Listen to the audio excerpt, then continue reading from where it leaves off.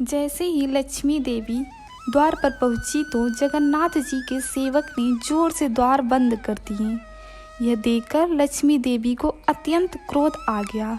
अपने इस अपमान का बदला लेने के लिए उन्होंने जगन्नाथ जी के रथ को तोड़ दिया।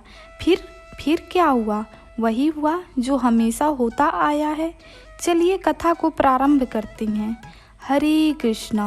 रथ यात्रा के पिछले भाग में हमने देखा कि बीमारी ठीक हुए जगन्नाथ जी और उनके बड़े भैया बलराम और सुभद्रा जी के साथ नगर भ्रमण करने का निर्णय करते हैं। उसके लिए वे लक्ष्मी जी से आज्ञा भी मांगते हैं और 2 दिन में वापस आने का वचन देकर अपनी मौसी माँ कुंडिका के द्वार घर पहुँच जाते हैं।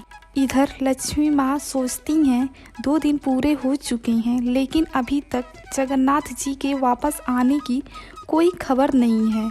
लक्ष्मी देवी बार बार द्वार पर जाकर प्रतीक्षा कर रही हैं, लेकिन ना तो जगन्नाथ जी दिख रहे हैं और ना ही उनके कोई सेवक।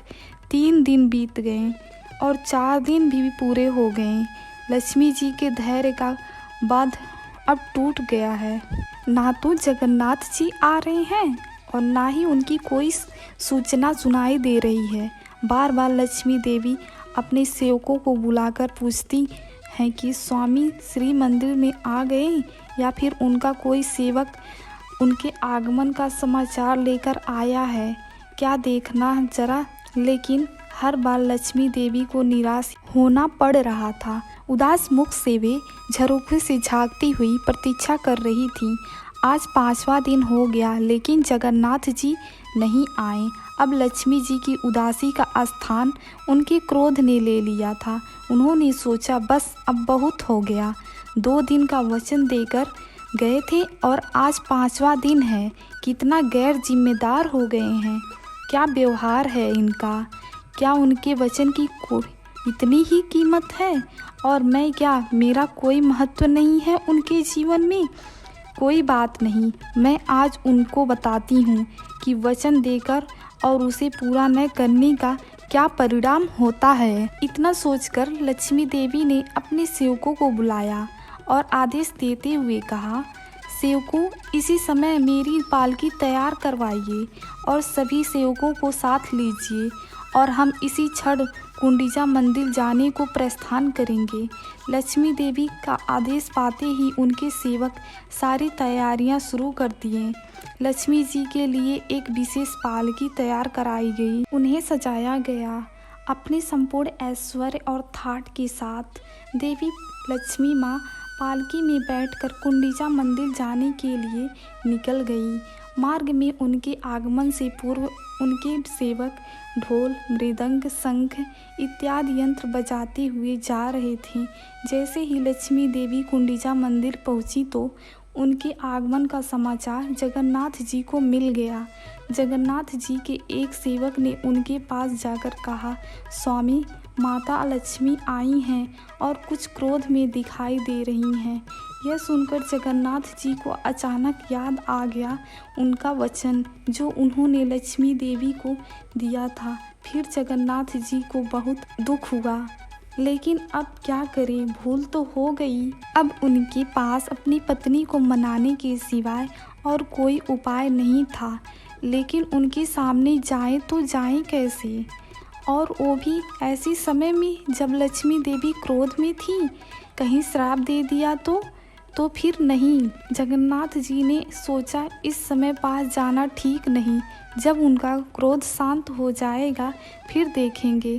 अब इधर लक्ष्मी देवी की पालकी जैसे ही कुंडिजा मंदिर में पहुंची तो जगन्नाथ जी के सभी सेवकगण वहां एकत्रित हो गए। उन्होंने देखा, अरे लक्ष्मी देवी अत्यंत क्रोध में हैं, बस मंदिर में प्रवेश करने वाली हैं। तभी जगन्नाथ जी के सेवक ने मंदिर का द्वार जोर से बंद कर दिया।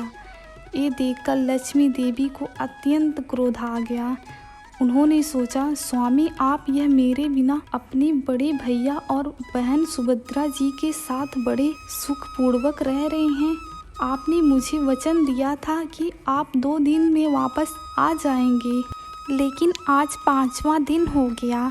आपको इस बात का थोड़ा भी विचार नहीं आ रहा है। कि मैं आपकी प्रतीक्षा कर रही हूँ। कोई बात नहीं, जैसी आपकी इच्छा, अब आप यहीं पर रहिए।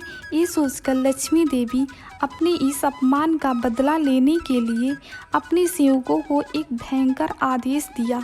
उन्होंने कहा, ये रहा मेरे स्वामी का रथ नंदी घोष, जाओ उसे तोड़ दो। और लक्ष्मी जी की सेवकों ने भी अपने स्वामी के आदेश पालन करते हुए जगन्नाथ जी का रथ तोड़ दिया और वहाँ जगन्नाथ जी के सेवकों और लक्ष्मी देवी के सेवकों के बीच में थोड़ी मार पिटाई भी हो गई। उसके बाद लक्ष्मी देवी चुपचाप वहाँ से वापस श्री मंदिर आ गईं। इस बार वे उनकी मार्ग से नहीं आईं, अपितु हेरा गुली गली से आईं।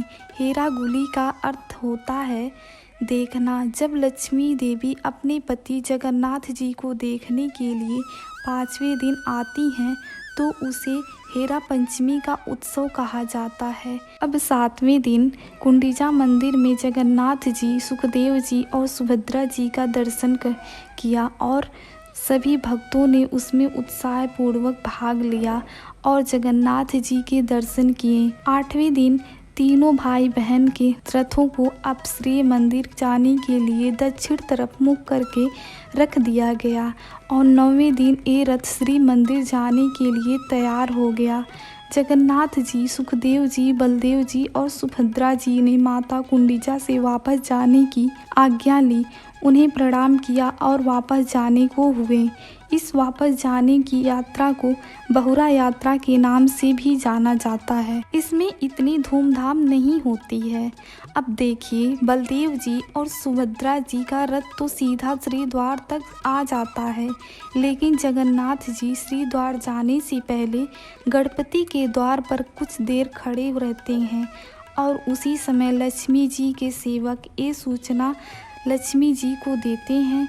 ये सुन लक्ष्मी देवी मन ही मन प्रसन्न होती हैं। आखिर उनके स्वामी जो आ रहे हैं वे श्री मंदिर से बाहर आकर जानी मंडप में आती हैं, फिर रसोई घर से होकर भेंट मंडप में प्रवेश करती हैं और इस प्रकार 10 दिन बाद उन्हें अपने स्वामी के दर्शन होते हैं।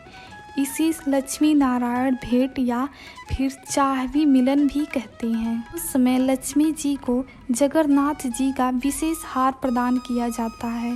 वे जगन्नाथ जी के रथ नंदी घोष से प्रार्थना करते हैं और फिर श्री मंदिर में उनके आगमन की प्रतीक्षा करने के लिए वापस श्री मंदिर चली जाती हैं। कुछ समय बाद जगन्नाथ जी का रथ भी श्री मंदिर के द्वार पर आ गया और फिर से तीनों भाई बहन श्री मंदिर में प्रवेश करने वाले हैं। लेकिन यहाँ रथ यात्रा समाप्त नहीं होती। आपको क्या लगता है लक्ष्मी देवी इतनी सरलता से अपने पति को क्षमा कर देंगी?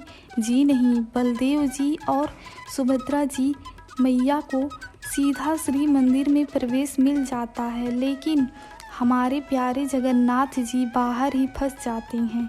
लक्ष्मी जी के आदेश से उन्हें प्रवेश करने के लिए मना कर दिया जाता है। जगन्नाथ जी हाथ जोड़कर लक्ष्मी जी से प्रार्थना करते हैं। उनके सेवक भी क्षमा याचना करते हैं, लेकिन लक्ष्मी देवी नहीं मानती हैं। फिर थक हार के जगन्नाथ जी लक्ष्मी देवी को प्रसन्न करने के लिए बड़े बड़े रसगुल्ले और फूलों की माला लेकर उनके पास आते हैं, उनसे क्षमा याचना करते हैं और तब जाकर लक्ष्मी देवी प्रसन्न होती हैं। आखिर पति पत्नी की इस मीठी नोक झोंक समाप्त हो जाती है और जगन्नाथ जी के लिए श्री मंदिर के द्वार खोल दिए जाते हैं।